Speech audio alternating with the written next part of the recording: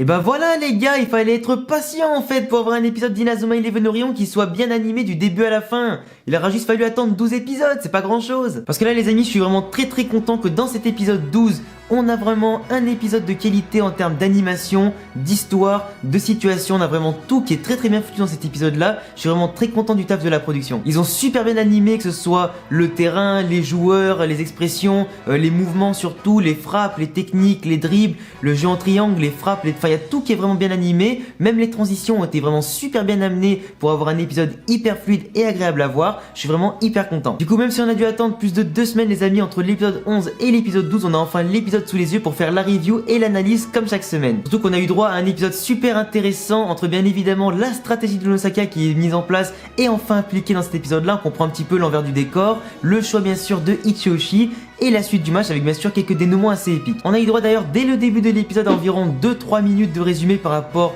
aux événements passés, que ce sont notamment le fait que le vestiaire soit mis au courant des agissements entre guillemets de Ichiyoshi, qui connaissent la situation de son frère, qui savent un petit peu la relation qu'il a avec Orion et que s'il agit pas contre Inazuma Japon et du coup contre eux, il ne pourra pas revoir son frère. Ils connaissent en tout cas le problème d'Ichiyoshi, ils veulent tout faire pour l'aider. Celui-ci refuse le raid et bien évidemment sera obligé pour sauver son frère de les attaquer en cours de match et de faire en sorte qu'il perde ce match. Nosaka avait un plan avant le début du match, il est enfin applicable durant cette partie. On voit au fur et à mesure qu'est-ce qu'il voulait faire par rapport à lui, comment il comptait le sauver. Maintenant on a enfin la réponse. On a aussi évidemment le petit flashback comme quoi Sean et Nathan ont été blessés. Alors on sait pas s'ils sont vraiment blessés ou si ça fait partie du plan d'Osaka, que dès qu'ils recevront le moindre coup ils devront faire semblant entre guillemets d'être blessés pour sortir, faisant croire à Ichiyoshi que cette tactique fonctionne. Vu que Nosaka, pour rappel, il les avait appelés entre guillemets à l'entraînement, les mettant un petit peu à l'écart pour faire croire à Ichiyoshi que c'était eux les éléments clés. Ichiyoshi a réussi à en faire en sorte qu'entre guillemets il soit blessé, mais ça on aura peut-être la confirmation dans le prochain épisode ou un petit peu plus tard. En attendant, Iwato et Mansaku ont pris le relais et font énormément le taf en défense pour rééquilibrer le jeu et lancer les contre-attaques. Ils arrivent en tout cas à bien faire le taf pour bien défendre, tout simplement relancer le ballon, et on voit aussi également le dernier but marqué par Aizaki et Hiroto pour ouvrir le score. On sait qu'Ichiyoshi, à ce moment-là du match, ou du moins à la fin du dernier épisode et au début de celui-là, il est totalement en souffrance, il ne sait pas du tout quoi faire. Il est même dégoûté de voir que malgré les blessures des soi-disant cadres et points stratégiques de la tactique de l'Osaka, malgré ça, Inazuma Japon reste en tout cas droit dans ses bottes avec leurs valeurs, il garde le moral, il continue d'avancer pour toujours aller plus loin. Donc il est dégoûté, c'est pas vraiment quoi faire, il sait qu'il va devoir au bout d'un moment essayer d'éliminer Nosaka qui est bien trop fort pour lui et bien plus badass que lui. Surtout que même dès le début du match et dans cet épisode là, on voit clairement que Inazuma Japon est bien plus fort que l'Arabie Saoudite. Ils arrivent parfaitement à contenir l'attaque adverse en défendant très bien. Ils arrivent à rééquilibrer le jeu de manière tout à fait normale avec du coup les défenseurs stables, Nosaka et Asuto au milieu de terrain qui d'ailleurs dans cet épisode là se montrent davantage que dans les anciens. Ils arrivent parfaitement à maîtriser la balle, du coup la possession, le jeu de l'équipe, la tactique. Ils relancent parfaitement sur les attaquants Aizaki et Hiroto qui finissent ou pas les actions. D'ailleurs Hiroto on a raté une au début du match. Donc Ichiyoshi est un petit peu en PLS par rapport à tout ça. On voit qu'en face l'équipe de l'Arabie Saoudite a envie en tout cas de se relancer un petit peu avec du coup leur fameuse technique du phénix ou je sais plus quoi. Enfin le nom, la tactique spéciale en tout cas qu'ils ont utilisé, ça s'appelle Dribblaz ou un Dribblaze ou je sais pas, un truc dans le genre, qui permet du coup d'activer une sorte de grosse tactique avec plein de flammes pour pouvoir dribbler facilement et arriver facilement devant le gardien adverse. Même si bien sûr malgré leur technique de tir, c'est bien sûr Mark Evans avec la technique Fujin Rajin qui va l'arrêter facilement. Après durant l'épisode là, comme tu vois l'Arabie Saoudite qui est en train d'attaquer petit à petit et reprendre un petit peu le dessus sur Inazuma Japon, t'as sur le banc Gujin qui fait tout pour intéresser l'entraîneur pour essayer de rentrer sur le terrain. Ça se voit en tout cas qu'il est très dégoûté d'être sur le banc, qu'il a vraiment très envie de montrer ce qu'il sait faire et d'aider son équipe à gagner. Ça le démange carrément d'être sur le banc. Il dit à chaque fois même aux autres sur le banc de dire je sais pas, en mode ouais mais moi j'ai envie de rentrer, on mérite pas ça, on mérite de jouer, on mérite aussi de jouer et pas rester sur le banc, tu vois. Du coup autant Nishikage et Tetsuya ils font en sorte de pas trop l'écouter, tu vois, parce qu'ils s'en battent les couilles de ce qu'il raconte.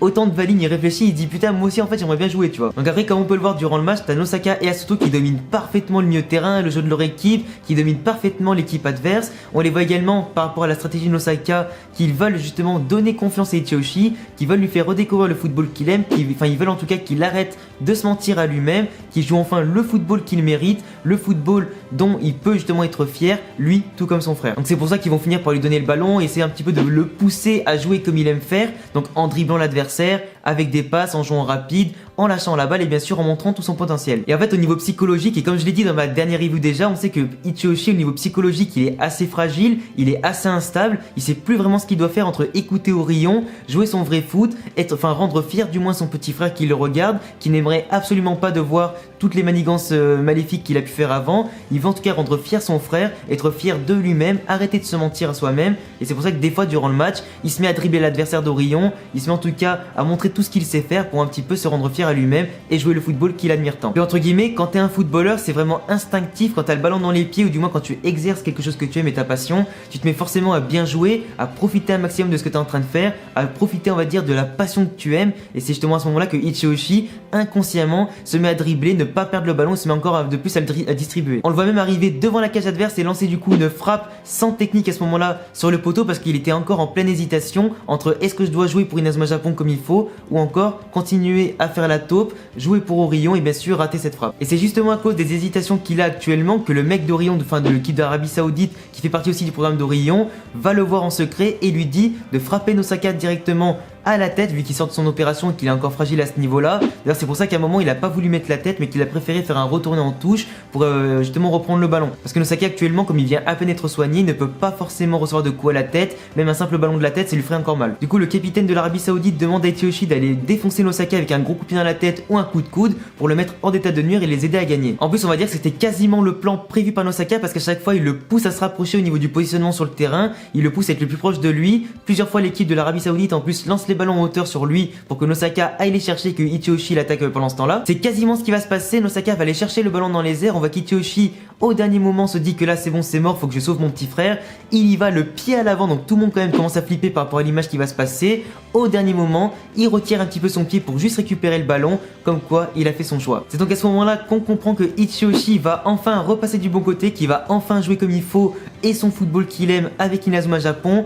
Il a en tout cas été convaincu par le discours de Nosaka, par le discours d'Asuto. Là il va enfin repasser du bon côté pour montrer en vérité tout ce qu'il sait faire et son potentiel. Il a décidé avec ce geste là de rejeter les valeurs d'Orion, de vraiment faire plaisir à son frère, de le rendre fier avec tout ce qu'il sait faire justement pour lui montrer que le football qu'il aime n'a pas disparu. Tout le long de l'épisode il s'est fait quand même pas mal de confusion dans sa tête, il a eu pas mal de flashbacks, pas mal d'hésitations. C'est enfin terminé pour ça de son côté en tout cas. On voit qu'il joue avec le sourire à la fin du match, qu'il dribble, qu'il fait des passes, qu'il dynamite en tout cas le jeu de l'équipe, qui donne des ballons à Aizaki d'un côté, qui repasse le ballon à Suto de l'autre, à Nosaka. On voit en tout cas que le jeu d'Inazuma Japon est de plus en plus fluide et que maintenant lui aussi en fait partie. La stratégie de Nosaka en tout cas dans cet épisode là c'était simplement de faire en sorte que le vrai football touche Ichiyoshi, que son vrai football en tout cas se révèle, qu'il arrête de se mentir à lui-même, qu'il ose affronter sa personnalité sombre pour justement en finir, la laisser de côté parce qu'il n'a jamais été maléfique en fin de compte, d'après le scénario en tout cas. Même tout le monde est prêt en tout cas à oublier tout ce qu'il a fait avant, tant qu'en tout cas maintenant il fait partie de leur côté, qu'il arrête de travailler pour Orion,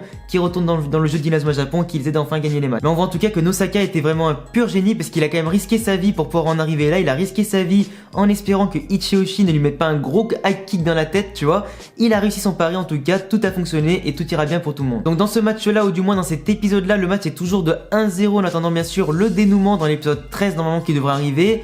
Il se peut qu'on voit maintenant à partir de là les vraies techniques de Ichiyoshi, que ce soit des techniques de dribble, de passe ou même de frappe. Il se peut même aussi d'ailleurs que Ichiyoshi marque un but dans le prochain épisode. En tout cas l'équipe adverse est totalement dégoûtée, ils le traitent de traître vu qu'ils sont aussi également dans le programme d'Orion, ils sont dégoûtés du revirement de situation et de choix de Ichiyoshi. Ils ont en tout cas envie de le blesser, de lui faire mal avec du coup les espèces de grosses techniques météorites qu'il arrive tant bien que mal à esquiver ballon au pied. Il essaye mais en tout cas au prochain match, là, en tout cas au prochain épisode, on va le voir directement à genoux, le ballon au pied avec une grosse météorite qui lui tombe sur la gueule, on va voir s'il va réagir. Surtout qu'en plus là il est littéralement en train de péter un câble dans sa tête en pensant à son petit frère, il sait limite plus vraiment où il en est. Donc je pense que là toutes les réponses définitives seront dévoilées au prochain épisode. Donc voilà les gars, c'est tout pour cette review analyse. Elle est un peu plus courte que d'habitude, je sais, parce que là c'était vraiment un épisode qui était assez large, mais d'un côté il n'y a pas forcément de choses à discuter, sauf la stratégie de Nosaka et sauf bien sûr le cas d'Ichiyoshi et pas forcément de trucs à détailler. Si tu n'as pas vu l'épisode, bien évidemment tu auras le lien sur la chaîne de Sora Blast qui a sorti les épisodes en sous-titré français comme d'habitude. Après bien évidemment je te laisserai me dire en commentaire